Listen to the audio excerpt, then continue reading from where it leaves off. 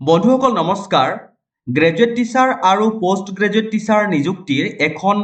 নতুন আৰু গুৰুত্বপূৰ্ণ নটিচ প্ৰকাশ পাইছে চাওক দেখুৱাবলৈ যত্ন কৰিছো এই নটিচখনৰ যোগেৰে প্ৰাৰ্থীসকলক অৱগত কৰোৱা হৈছে যে তেওঁলোকৰ ডকুমেণ্ট ভেৰিফিকেশ্যন কেতিয়াৰ পৰা হ'ব আৰু ক'ত অনুষ্ঠিত কৰা হ'ব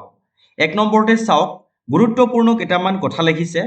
Physical verification of documents of the applicants for the post of postgraduate teacher and graduate teacher of both government and provincialized secondary school will be conducted separately in the conference hall of the office of the director of secondary education Assam Kahilipara যে বন্ধুসকল জনাবলৈ যত্ন কৰো post graduate teacher আৰু graduate টিচাৰৰ যি document verification হ'ব সেয়া সম্পূৰ্ণ সেপাৰেটকৈ অনুষ্ঠিত কৰা হ'ব বুলি উল্লেখ কৰিছে আৰু স্থানটো তেওঁলোকে উল্লেখ কৰিছে conference hall director of secondary education Assam Kahilipara অৰ্থাৎ গুৱাহাটীতেই ডকুমেণ্ট ভেৰিফিকেশ্যন হ'ব বুলি তেওঁলোকে উল্লেখ কৰিছে আৰু তেওঁলোকে এখন চিৰিয়েল নাম্বাৰ দিছে চাওক কেটেগৰী অফ স্কুল 1 2 3 এনেকৈ দিছে 6 তাৰিখে মাৰ্চ মাহৰ 6 তাৰিখে পোষ্ট গ্ৰেজুৱেট টিচাৰৰ হ'ব 9 তাৰিখে গ্ৰেজুৱেট টিচাৰ 10 তাৰিখে গ্ৰেজুৱেট টিচাৰ 11 তাৰিখে পোষ্ট গ্ৰেজুৱেট টিচাৰ 12 তাৰিখে পোষ্ট গ্ৰেজুৱেট টিচাৰ 13 তাৰিখে গ্ৰেজুৱেট টিচাৰ 14 তাৰিখে গ্ৰেজুৱেট টিচাৰ 15 তাৰিখে গ্ৰেজুৱেট টিচাৰ 16 তাৰিখে গ্ৰেজুৱেট টিচাৰ আৰু 17 তাৰিখ অৰ্থাৎ এই যেইকেইটা ডেটত যদি কিবা কাৰণত যাব নোৱাৰিলে বা উপস্থিত হ'ব নোৱাৰিলে তেওঁলোকৰ কাৰণে 17 তাৰিখটো ধাৰ্য কৰিছে 10 নম্বৰত একেবাৰে শেষত তাৰপিছত 2 নম্বৰ চাওক 2 নম্বৰতে তেওঁলোকে এটা গুৰুত্বপূৰ্ণ পইণ্ট লিখিছে যে the candidate wise unique number wise date wise time wise separate list of applicants for postgraduate teacher and graduate teacher of government and provincialized secondary school has already been uploaded in the official website www.madhyamik.assam.gov.in যিসকল প্ৰাৰ্থীয়ে already apply কৰিলে তেওঁলোকৰ যি candidate wise unique number বা date wise বা টাইমটো কেতিয়া হ'ব এই সম্পূৰ্ণ যি লিষ্ট সেয়া তেওঁলোকৰ অফিচিয়েল ৱেবছাইটত মাৰ্চ মাহৰ 3 তাৰিখেই আপলোড কৰা হৈছে বুলি উল্লেখ কৰিছে আৰু ডেছক্ৰিপশ্যনত আমাৰ লিংকটো দিবলৈ চেষ্টা কৰিম তে বন্ধুসকল যিসকলে এপ্লাই কৰিছে তেওঁলোকে এইটো চাব পাৰিব তাৰপিছত 3 নম্বৰত চাওক লিখিছে the applicants are requested to attend the venue for verification of their documents testimonials as per date and time stated against their names and unique number অৰ্থাৎ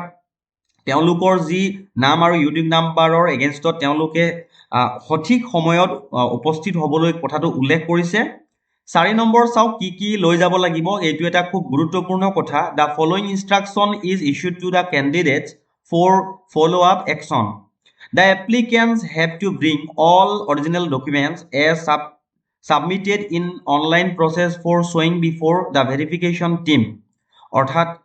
যিখিনি অনলাইনত এপ্লাই কৰোঁতে ডকুমেণ্টছ দিয়া হৈছিলে সেই ডকুমেণ্টছৰ অৰিজিনেল কপি লৈ যাব লাগিব আৰু লগতে চাওক লিখিছে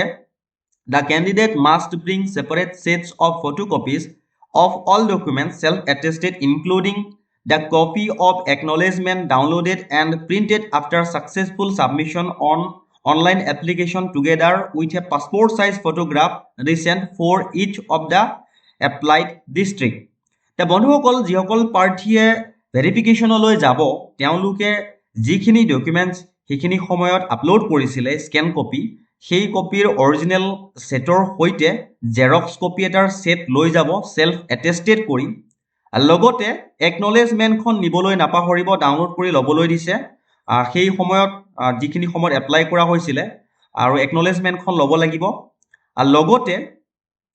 শেহতীয়া যি পাছপোৰ্ট সাইজ ফটোগ্ৰাফ সেয়া নিব নাপাহৰিব সেয়া কথা উল্লেখ কৰিছে তাৰোপৰি আৰু কেইটামান